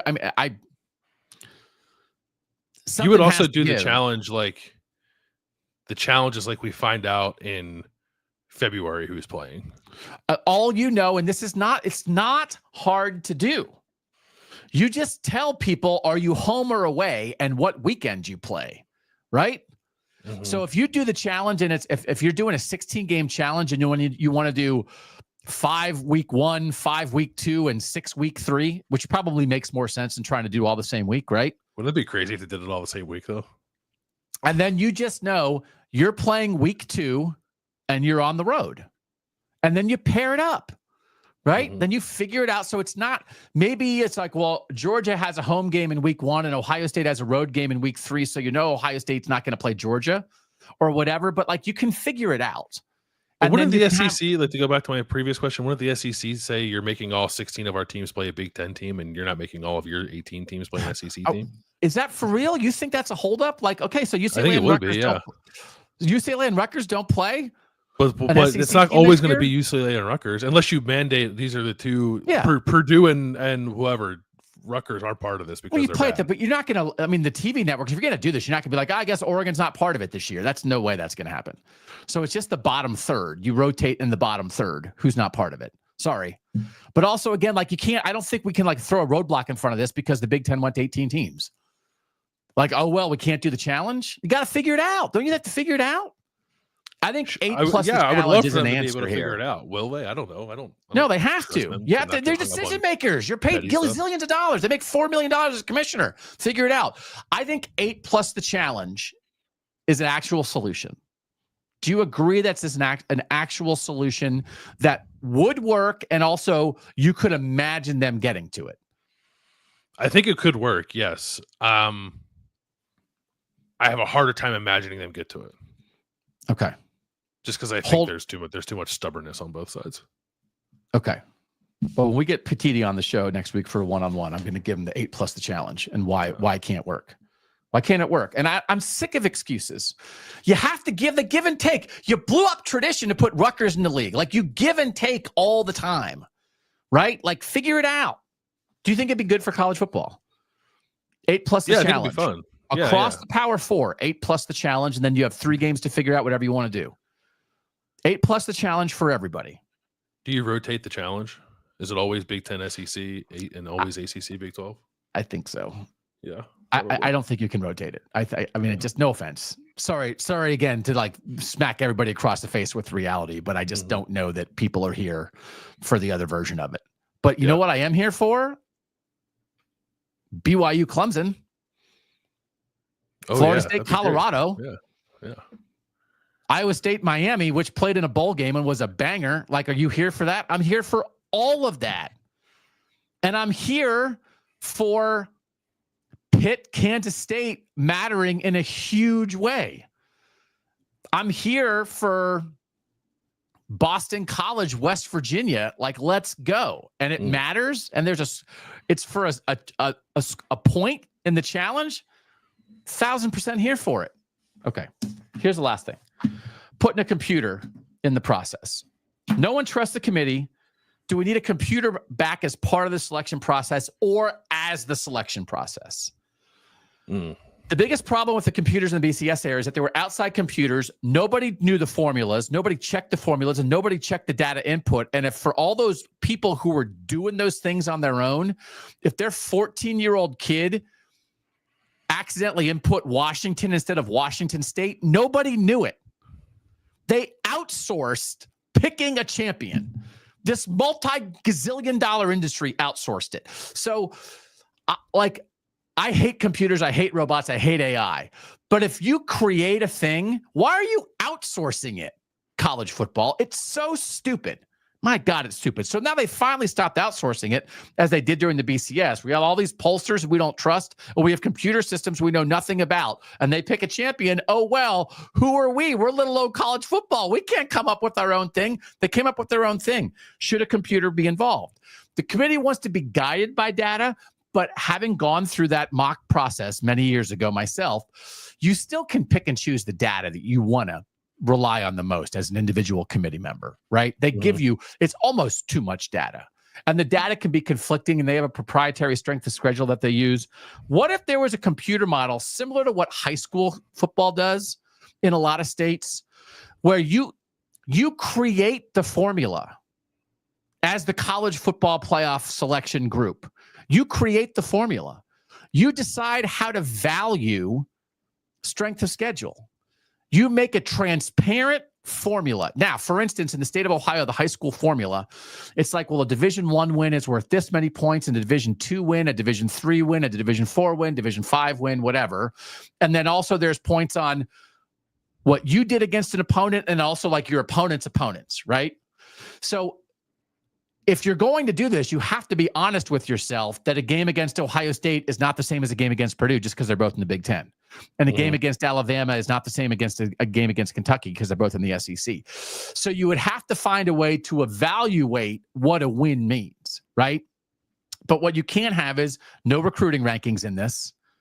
You can't have any like past seasons, really, because there's some strength of schedule stuff like FPI, the ESPN index, they have recruiting ratings in there. They have what you did years before. Also, I don't want the proprietary metric of the team that broadcast the playoff being the thing that no Vegas lines, nothing that is projecting. It's all based on what you did. Now, what I do think you could do, it must be based only on what happened this season. But I do think you could take, for instance, a 5-year period previously, and if you wanted to create levels of win, this is a tier 1 win, a tier 2 win, a tier 3 win, a tier 4 win. I do think you could assign teams to tiers based on their performance in the previous 5 years. Now, that is not the same as saying what you did in the previous 5 years affects your rating. It's affecting your opponent rating, because you have to find a way to rate opponents, Landis, right? Like, that's like, how do you characterize opponents? And categorize and characterize them. You have to find a way. But you can't have some of this out. It's not Vegas. It's not recruiting. It's not number of returning starters, right? Because the portal has changed so many things. So a system that either is like half committee, half computer spit out, and you combine them like the old ways of the BCS. A system that is the computer just spits it out and that's it, and everybody knows the formula. You create a formula that encourages you to have a strong strength of schedule, and then everybody knows what's up, and you can schedule to fit the computer model. Or a computer model that maybe picks 75% of the field, and then you have the human group come in and clean up anything the computer left out. So if there's like, oh my God, I can't believe the computer left this team out. Well, there are 3, say it's a 5 conference champs, 8 computer selections, and 3 human selections or something. Is there a way? So we get a little bit of a distrust of the committee. We create a formula where we want teams to play good non-conference games. That helps you. And the net rating, what they do with college basketball right now, which again is neutral site, road game, home game, tier 1, tier 2, tier 3, tier 4. We have a version of it in basketball, Landis. Could we do it in football?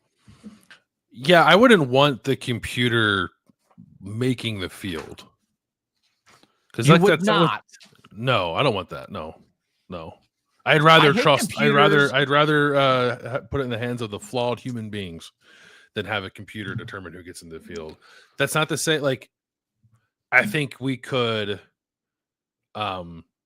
probably use like more sophisticated metrics, right? I don't know, like how much, like in like the net, there's like opponent adjusted efficiency ratings that factor into that, right? Like we could do that, I think, in college football and create these tiers that I think would reward teams for beating teams on certain tiers. But I don't want like a computer to ingest all that information and then spit out 12 or 16 teams and tell us that's what the playoff field is. I would still want that in high school football. They do that in high school football, right? Everyone in the high school makes the playoffs too. Like I don't think it's applicable. I think we can give the people making the decisions better information, but I would still want people making the decision. I think the committee gets too much information right now. Yeah, I don't think they should get more. I think they should get better information. So you can do some things where opponents of opponents, defensive efficiency, offensive efficiency, we have enough stuff there. I think some tier ratings, and I think.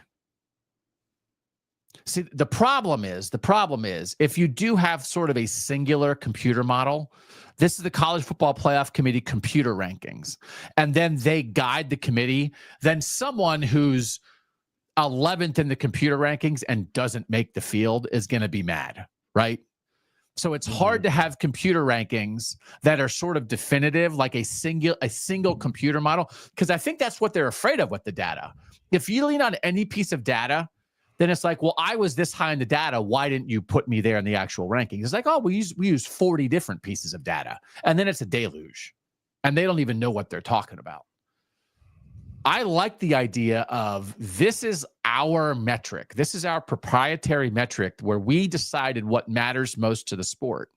And that spits something out. But as soon as you do that, if you don't follow it, you're creating controversy. Yeah, I don't know. I guess you could invite them. I'm trying to think of, like, I'm looking at the basketball net ratings, and I like Ohio State was 41st in the net ratings last year. They were 17 and 15.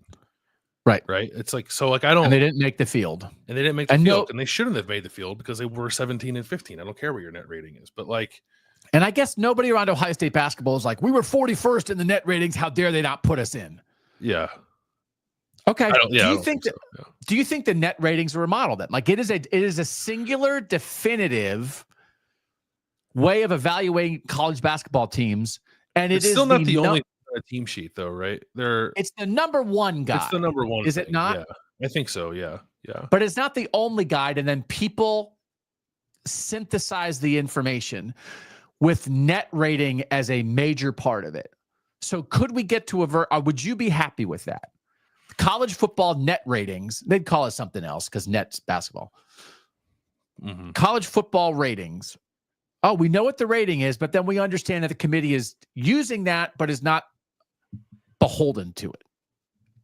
Yes, I think college football could use that. Like these things exist. Like I think even college basketball like brought in Ken Palm, right, to help formulate some of this, or maybe even like use it to help determine what a net rating is. Like SP Plus exists in college football, the Fermo ratings, which we referenced. But you can't use SP Plus. You can't use SP Plus because SP Plus uses recruiting rankings. It's part of the equation. Oh, you can't have recruiting rankings. You cannot have recruiting rankings anywhere near this.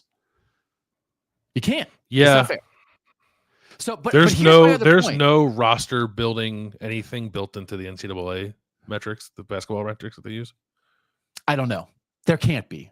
In college football, there can't be because there's it's like recruiting rankings are influenced by where you go to school, then your rating goes up. Like it's a self-fulfilling prophecy. Sure. And I think I would like to get inside schedule strength at some point. I think there's a self-fulfilling prophecy of the SEC has the highest schedule strength because the SEC is the perception is that it has the highest strength of schedule, so it has the highest strength of schedule. You know what I mean?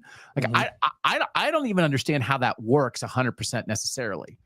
But my point would be, don't use outside stuff. You're a multi-gazillion-dollar industry. If you want to bring in Bill Connolly and Brian Fremeau and all the smartest analytic minds in college football into a room to decide what our formula should be, but what if Bill Connolly put in something wrong?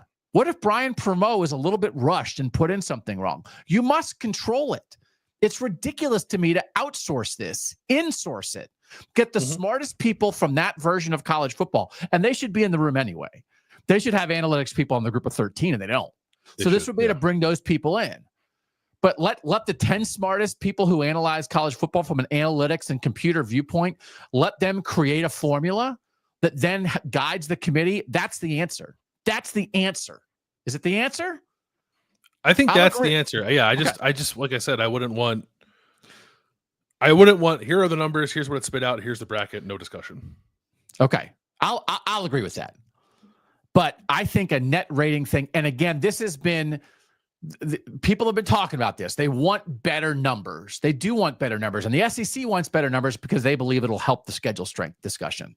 And that will put more 5-loss SEC teams in the playoff. Because I'll tell you what, again, Shane Beamer, 5 seconds from SEC Media Days. There's no days off in our conference. Like, you know what's a day off? Kentucky. Now, just so because Ole Miss lost to Kentucky and Kentucky didn't win another SEC game, that's proof of depth. I'm sorry that Oregon didn't lose last year. Oregon didn't lose to Rutgers, so the Big Ten sucks. That's the SEC argument. My God, by blood. Are we solved? I think we're offering actual solutions here. Let's see what the Big 12 does this year. Let's get to 8 conference games and a challenge for everybody. That evens the playing field. And let's get a really smart computer system to guide the committee that is devised in-house by the selection committee and is transparent and is administered by them, so you don't have data input errors. I think we've offered some real solutions here. I think, I'm on. I did not like the let's have people pick some and computer pick others suggestion. I don't like that one, but I do think inviting that data into the conversation is the right direction to go. Yes. Because there is, it is obviously inherently a subjective process with the committee.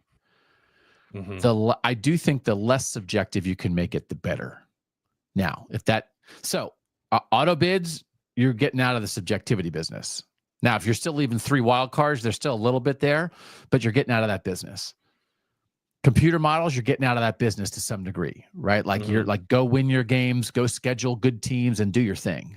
But I can understand, because the people I think who fear the 5+11 the most and think it will ruin college football is if it's just a race to get to 11 wins.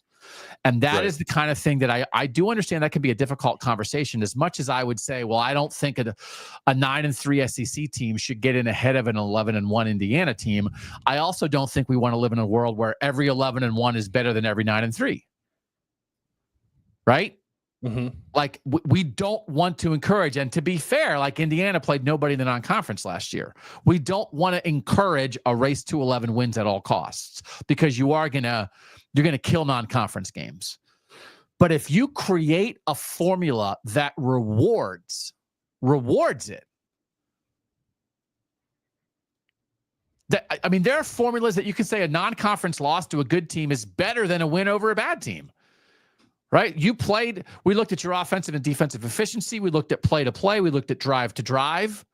We took all these things into account, and we know that you lost. That was a better game than a 50-point win over an FCS team. You can do that. And I think you have to do that if you want the regular season to be as good as it can be. Okay. I don't just want to yell. I mean, I do. But we can't. We can't just be a yelling show. Are we a solution show today, Landis? Are we a solution show? I think we have offered some, some solid, plausible solutions to this.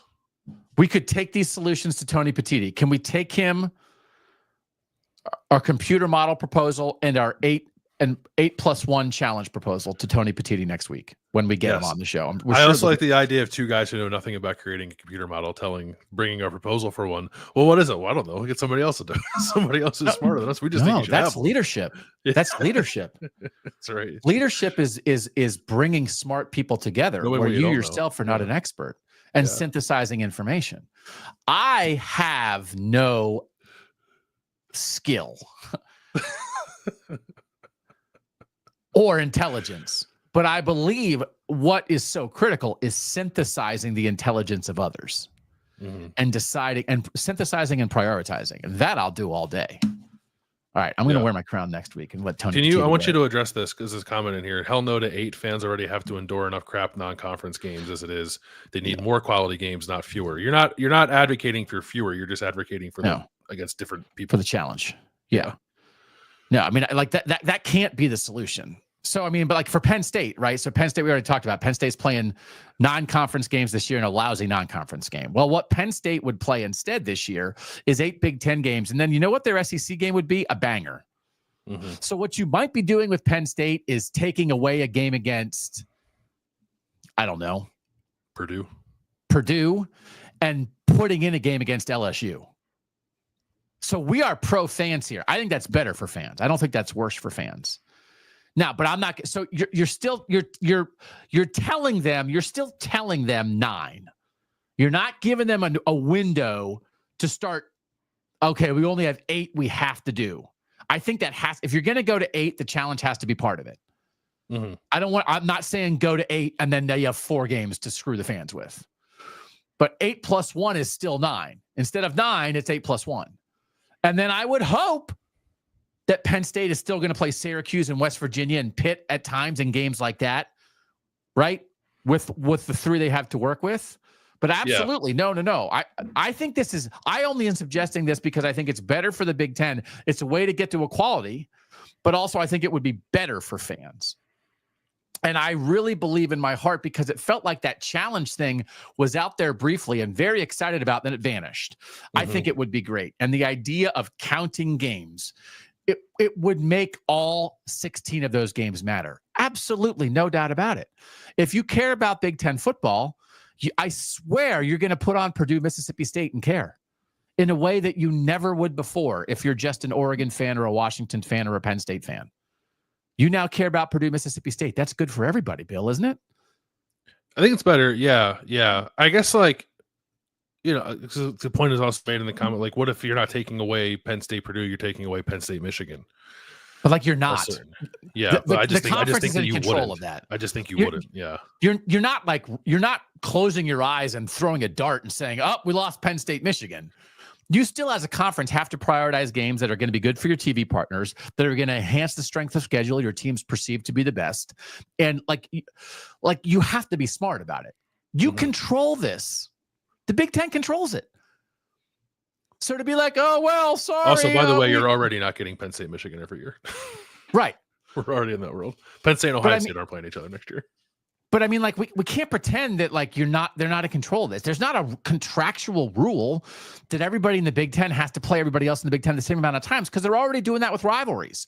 So if you're going to prioritize it with rivalries, which I certainly have come around on and I agree is smart, prioritize rivalries. You know what else can prioritize? The best teams playing the best teams. So I would never suggest anything that I think is worse for fans. I would not prioritize better playoff positioning to screw the fans. I just think we would. Can you imagine, Landis, if we were getting ready for weeks 1, 2, 3 of an SEC Big Ten and a Big 12 ACC challenge? How fired up we would be for that. And the way we would be breaking down, the way we would be analyzing West Virginia versus Wake Forest and what that's going to mean for the Big 12 ACC showdown in a way that if West Virginia and Wake Forest just played otherwise, we would not pay as much attention to. That's good for fans. I don't think like we're making that up. I think that's real. I think you're always going to have. That's why I like 10. Right? If it's 8, a challenge game, and then you must play one other power conference game against whoever, and then you got 2 bye games because we're all going to have to eat a little slop every year. Right? Yeah. Anyway, yeah. We're never going to get to everyone's playing 12 power conference games. But we have to be realistic about I think who's going to enforce that. Right? Like nobody's going to enforce it. The college football commissioner is not going to enforce it. And I don't know that you're going to get the conference commissioners to agree on enforcing a 10th game, right? But if you can agree on 8 + 1, that's 9 to enforce. What if the playoff committee does it? The playoff committee could do it. The college football playoff says you're not eligible if you don't play 10 power conference. Fantastic. And the TV networks would probably be behind that. I'm completely behind it. So that would change Penn State scheduling for this year. It would change Ohio State scheduling for last year. Or you create a formula that if you do that, you are already putting yourself behind by playing 3 lousy non-conference games. Mm-hmm. You're starting in a deficit in the formula. You can do that too. There are ways to encourage this. I think mandating is hard, right? We're finding that already. We're trying to find a common ground because the SEC won't go to 9. So we're trying to find a solution here. And TV still plays a big role. I think TV is the only reason that the SEC is thinking about going to 9. But I think we have to get to an even playing field. Let's get to the polls right after this. We're going to solve polls also on Kings of the North.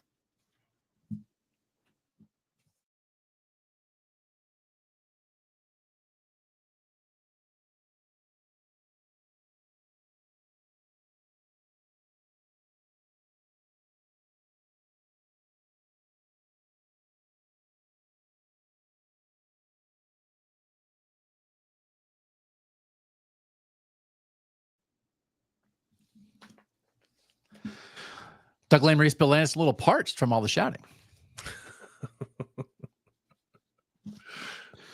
Are polls worth it? Kansas State coach Chris Kleiman told Brandon Marcello from 24/7, or to CBS Sports 24/7, right, that he is privately advocating for the abolition of preseason voting in the AP and coaches polls, a practice that began in 1950. He said conversations are underway among coaches in the Big 12 and the American Football Coaches Association. Quote, I don't think we'll get it done right now. We're trying to push. When the CFP comes out, that's when the first AP and USA Today polls should come out. The narrative tells you everything, and unfortunately, that's not great for the Big 12. It's probably not great for the ACC. You know, it's just not. Okay, so the first thing here is, no offense to Chris Kleiman, but he can cram it because polls aren't for you. We must get rid of this idea that polls are there to serve coaches. For 100 years, polls actually picked national champions, which was always nuts. You don't want to know how drunk pollsters were over the years. The number of drunken titles handed out by pollsters through 100 years of college football will blow your mind. We are finally at a place where you earn it on the field. And now the coaches are going to dictate to media outlets you're not allowed to do a preseason poll. If the AP caves to this, burn down American journalism. It's not for you. You have your own thing. You have a playoff. You have a separate group of 13 people who pick it. The polls are for fans. The polls are for history. The polls are for context.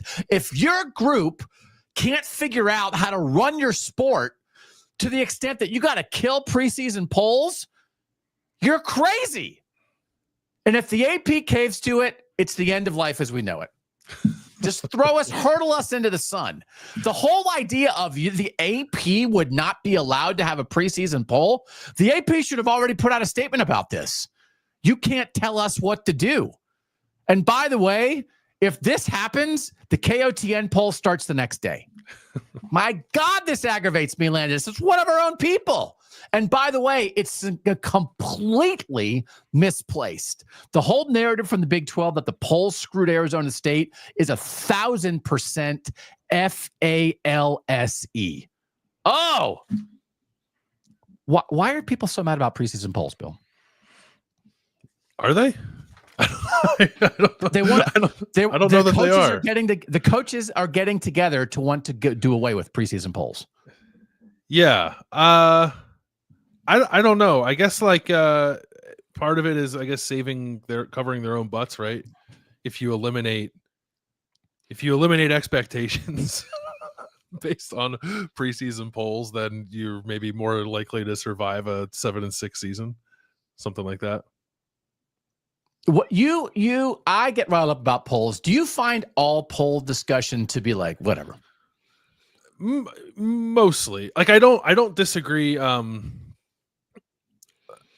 long as we have them, I think they should be good. And I think that certainly the coaches poll is like worthless. But the AP poll, I think, would probably need to be restructured in a pretty significant way to just be better.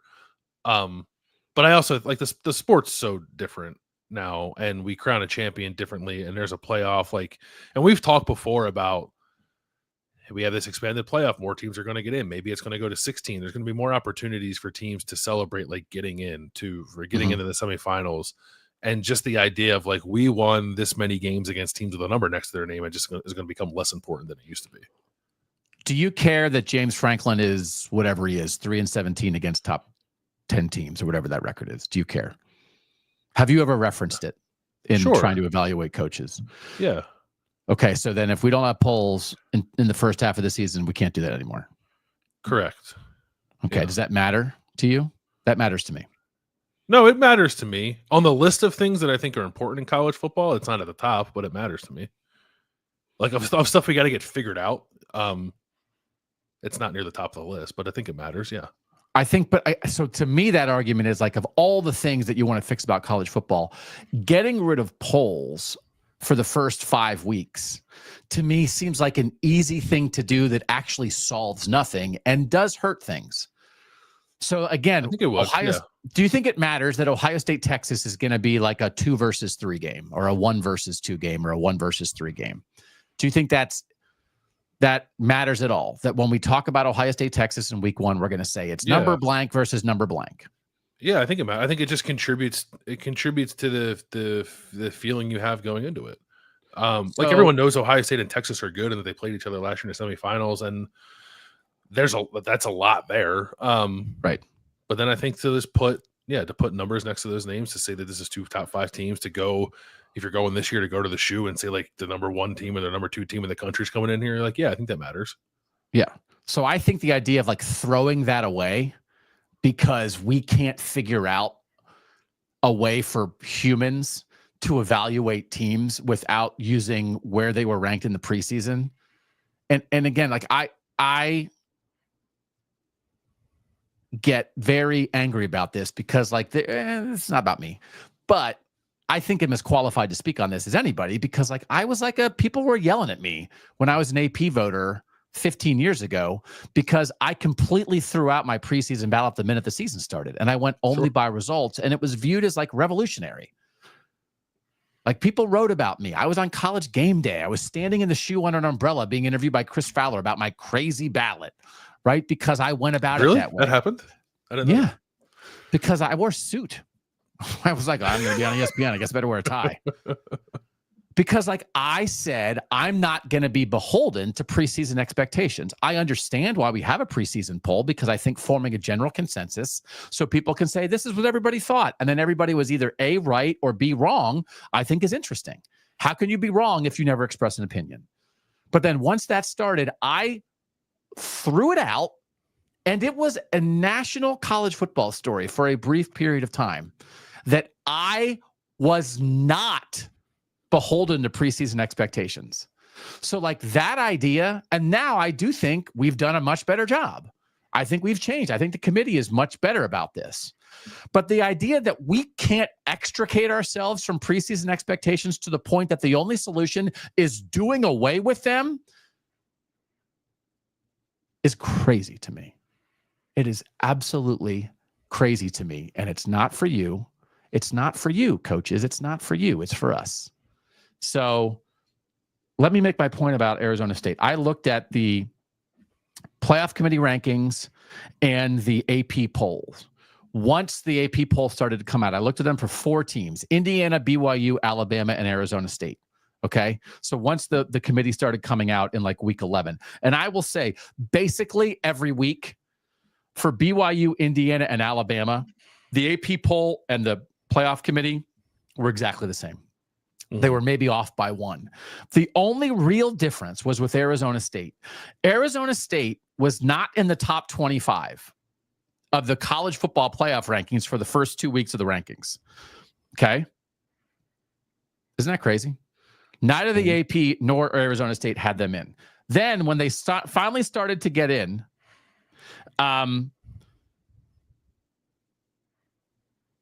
Arizona, they didn't get ranked until they were 8-2. Okay. And when they were ranked, the committee consistently ranked Arizona State 2 or 3 spots worse than the AP. So if you think that the preseason poll somehow influenced the committee, the AP was much higher on Arizona State. In week 14, the AP had Arizona State 12th. The committee had him 15th. In week 15, after conference title games, the AP had Arizona State 10. The committee had him 12th. So that's a 3 and a 2 spot difference. The poll that had the preseason rankings and was ranking them all year, the AP was higher on Arizona State than the committee, which didn't start until week 11.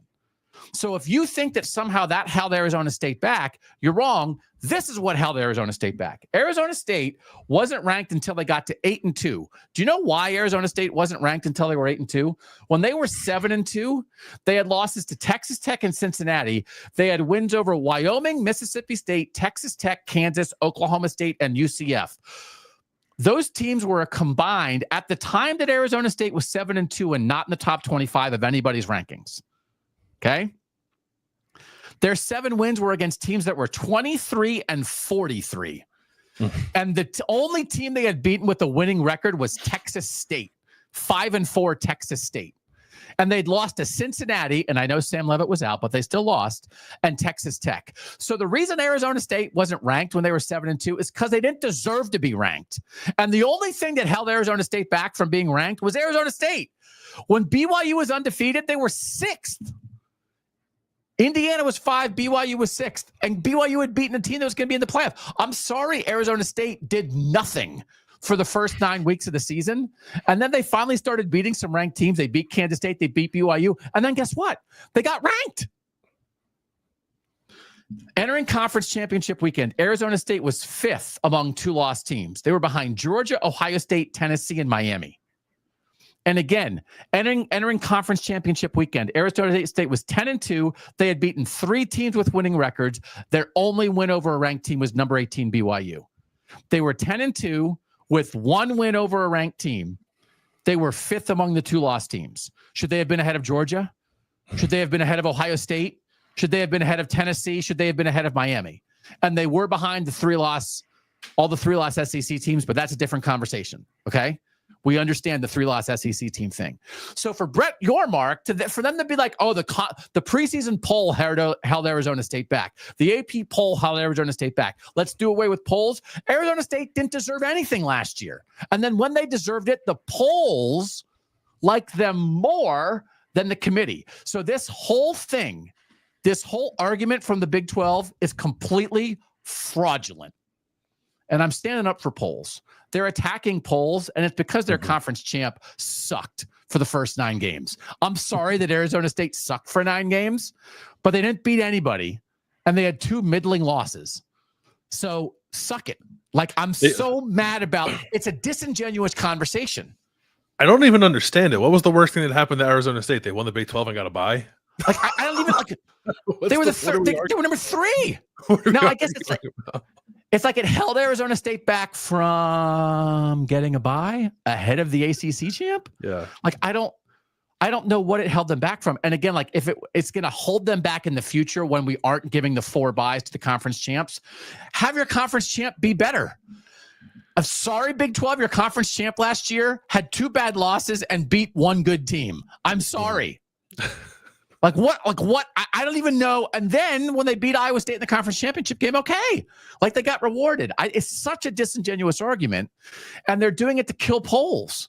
And like, they're acting like victims here. They're the victim of their own conference champ. They are not the victim of preseason media polls within a conference or preseason national polls. They are not, Bill. And it aggravates me. Maybe I'm the only person in America aggravated about this. Don't come after polls. I don't know. Yeah, I think the Big 12's issue is that Utah stunk and West Virginia wasn't as good as everyone thought they were going to be. Yes, I don't. And that Jalen Daniels threw 7 interceptions in the first 3 games. Like, and the Texas and Oklahoma left the conference, but no, we want to earn it on the field. Yeah, it's crazy. So that's point one. Point two is polls suck. So the AP used to be the standard for professional journalism. And so your group has to belong like to the Associated Press to vote in the AP poll. So you and I have both voted in the AP poll in the past, right? I voted when I worked for Cleveland.com. Where did you work? Did you vote when you were at Cleveland.com and The Athletic, or just The Athletic? Or when were you voting? Just Cleveland.com. Yeah. Just Cleveland.com. You, I guess, gave it up and I took it over. Yeah. Okay. And then when you left Cleveland.com, I said, you're not taking that ballot. I took it back. Yeah. My God, I have to pull that from my cold, dead hands. But I don't even know. I'm trying to think now if people who work for The Athletic vote in the AP poll. So you and I cannot vote. You and I could not vote right now because Kings of the North is not part of the Associated Press. Cannot, and we do not. For Kevin in the chat. Yeah. So there are 62 people who vote in the AP poll. What has happened is, once upon a time, the best, most qualified people in the media who covered college football all worked for mainstream publications that were part of the AP. So the AP was a gold standard poll. Now, when you look at the people who cover college football full time for their jobs, or especially people, there's no national college football writers left at mainstream publications. There's none. You have beat writers at the Columbus Dispatch and at the Wisconsin State Journal and at the, Oregon Live, like Oregon.com. We get all that. We understand that. But they do not have national college football writers anymore. Nobody does. The only people who cover national college football on any kind of regular basis are people who are not part of the AP. So the AP voters, no offense to the AP voters, they are not the most qualified people in college football. Once upon a time they were. They are no longer that. But yet, the AP remains as the media poll. If you go look through AP voters, I can look through AP voters, and I know there are people who vote in the media poll, who vote in the AP poll, who spend 20% of their week in season on covering college football. No offense to those people. Thanks to them for voting. They know nothing about national college football. So it is not the most qualified people who can vote. It is not. The second thing is your ballot is due at noon on Sunday, which is nuts. Once upon a time, if they wanted to get the poll out on Sunday so they could publish it in the Monday papers, I guess that made sense. There is no reason for those polls to come out at noon on Sunday now, an hour before NFL kickoff. Nobody cares. Nobody cares what the college football top 25 is an hour before the NFL starts. And having voted previously, Bill, especially if you're covering a night game for your team and you're working until 2 o'clock in the morning and your ballot is due at noon Eastern, are you putting the best ballot possible out there? No. I think I've told the story before about doing my ballot driving from Norman, Oklahoma back to Dallas and at 3 o'clock in the morning to make it back to Love Field for a flight back to Columbus. And I'm just sitting in the passenger seat while I think you were driving, filling out my AP ballot. And I was half awake. Yeah. Right. No, it sucks. It sucks. So there's no reason for it to be due. And I've told the AP this. There is no reason for that poll to come out at noon on Sunday. None. It comes out like at 1. I mean, it's due at noon. It comes out at 2 on Sunday. It's due at 12. It comes out at 2. And it used to be like you had to mail it in. You used to call the desk at the AP and give them their poll. Now you send an email. So it's not the best people, and they're all rushed ballots. The AP poll blows, and the coaches poll is worse. The coaches poll is SIDs who only know about their own team, who are not prioritizing it. So the two polls that are out there and as accepted as the main polls are not the best people, and they're all rushed. So they stink. They stink to high heaven. But I don't think we should get rid of them unless we're going to replace them. Now, the problem is if the committee is listening to anything the AP and the coaches poll are doing, when it's a bunch of SIDs and TV reporters and people who barely covered college football who are spending 45 minutes in the middle of the night on their ballot. It's insanity. But the decision is not to do away with them. It is to make a better poll. So, what if you had a poll that was made up entirely of people who cover college football and only college football or like 90% college football as their job? And what if it was basically all people who covered it from a national perspective? It wasn't people who are grinding away on a beat and then trying to look up every now and then to get a view of a national thing.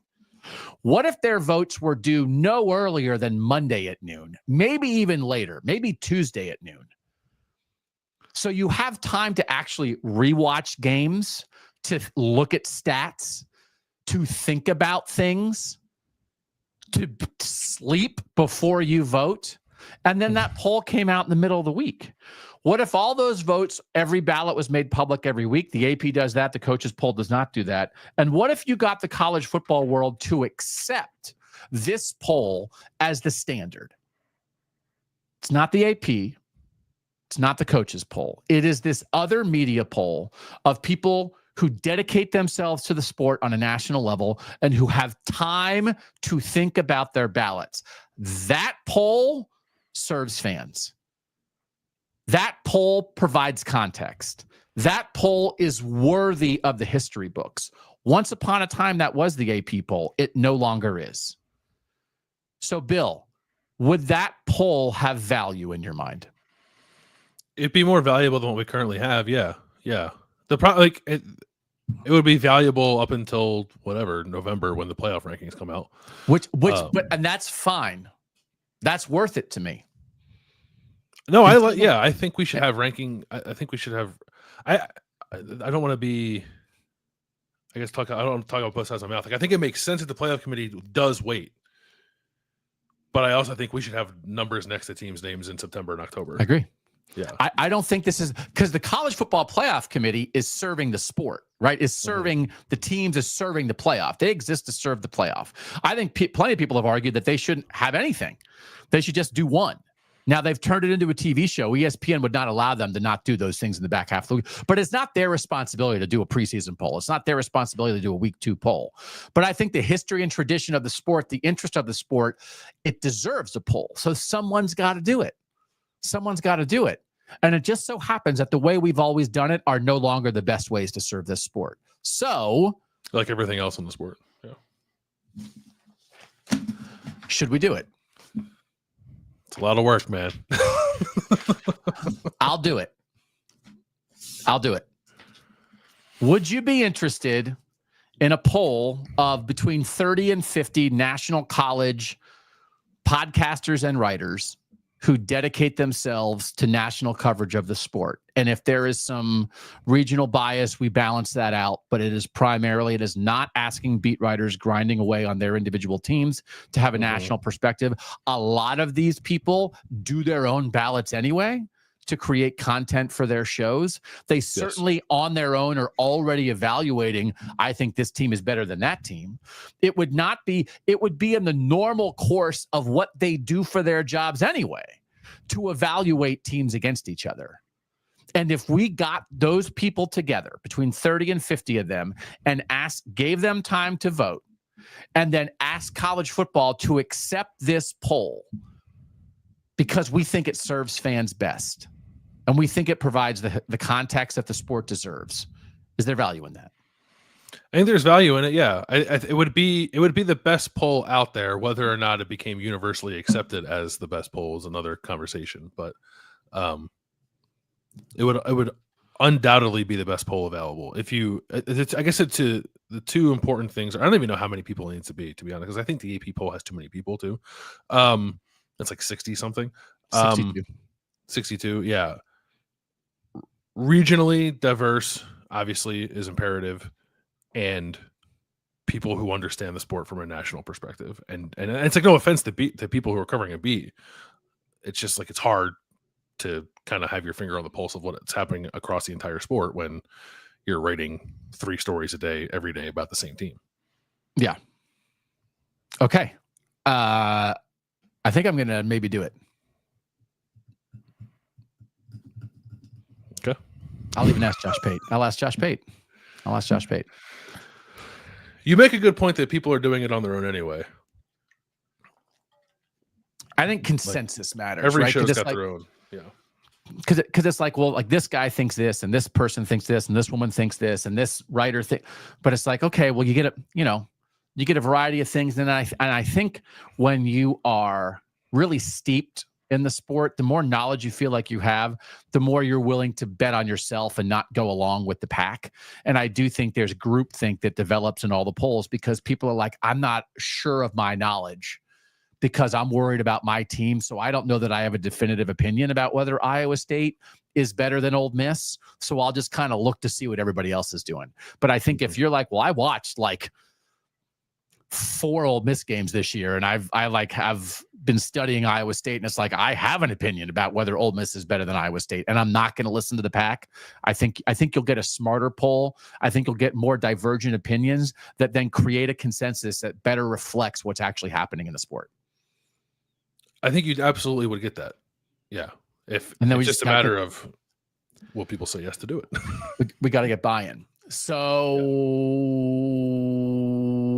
I will say this as a person who has polled media for 15 years when other people drop the ball. Like, again, I don't mean to be a jerk about it, but I'm the most qualified person in college football to do this. So I think I'm going to try to do it. Can we call it the KOTN poll? Or do we have to call it like the college football podcast poll? Can we call it the KOTN poll? We need to pump up the show. Sure. Yeah. Branding matters. Yeah. Yeah. Branding matters. All right. I'll work on it. No, I can't Kings promise of the North anything. Pole where Georgia's number 1. You won't be able to. I don't trust you to not goose the numbers. No, because this is the thing. I mean, I wave a sword in it, but if I'm voting, I'm going to vote on what I think. Like, I'm not going to be like, well, they had too many guys driving 110. I'm going to have them 19th in my ballot. You know, I would do what's right for the sport because it's to serve fans and it's to serve all fans. And then I would come on here and shout about how I can't believe Georgia's number 2. They don't deserve to be number 2. And you'd be like, where'd you have them, Doug? And I'd be like, I had number 2. Okay. No promises, but that's where we are. We're trying to help. We're trying to solve. And I just would like to say, again, it bothers me when people don't think about the fans. And I think this is just good for fans. It's not like fans can't come up with their own ideas about the sport without a poll, but I think it's nice. Okay. I got mad a lot today. God, it feels good to get mad. Good. Season's getting close. Gotta get your reps in. Yeah. It's gonna be 110 in Vegas. I'm gonna be screaming. I'm gonna be screaming up and down the strip all week next week. All right, we'll be back on Wednesday. We got a plan for that show. The 25-year winter is coming next week. We're putting the final touches on that, our 5-part podcast project. We're so grateful to everybody here for being part of what we do. Tell a friend, get excited. Football is around the corner. We know a lot of you had to tear yourself away from SEC Media Days on ESPN to come hang out at KOTN, but we're so grateful that you made that decision. As always, thanks to our great producer, Mike Yorstowski, for making us look good and sound good. We will see you guys on Wednesday. For now, he's Bill Landis. I'm Doug Lesmerises, and that was Kings of the North.